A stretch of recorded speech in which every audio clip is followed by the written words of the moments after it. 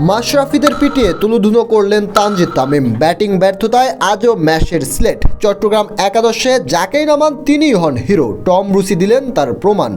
টসে জিতে আজ ভিন্ন পরিকল্পনা নিয়েছিলেন মাশরাফি বিন মুর্তজা, তবে অভিজ্ঞ ক্যাপ্টেনের আইডিয়াকে পাত্তাই দেননি বেলাল খান। আজ স্লেটে টসে জিতে প্রথমে ব্যাট করার সিদ্ধান্ত নেন সিলেটের অধিনায়ক মাশরাফি বিন মুর্তজা। তবে শুরুটা মোটেও ভালো হয়নি স্বাগতিকদের। ইনিংসের দ্বিতীয় ওভারে বিলাল খানের বলে ক্লিন বোল্ড হয়ে ফেরেন মোহাম্মদ মিঠুন। প্যাভিলিয়নে ফেরার আগে খেলেন মাত্র 1 রানের ইনিংস।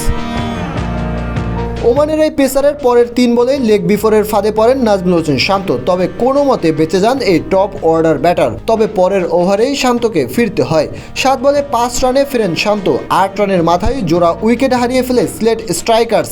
সেখান থেকে তাদেরকে টেনে তুলেন হ্যারি টেক্টর এবং জাকির হাসান।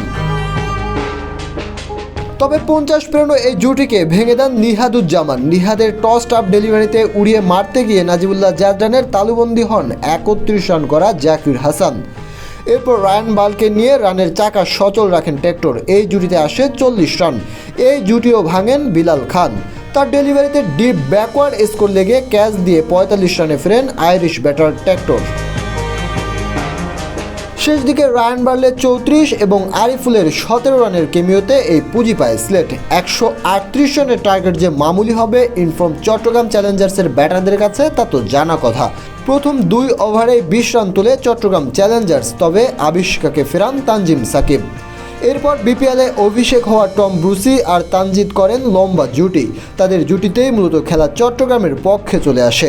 তরুণ ওপেনার তানজিদ তামিম 40 বলে করেন 50 রান, ফেরেন টেক্টরের বলে।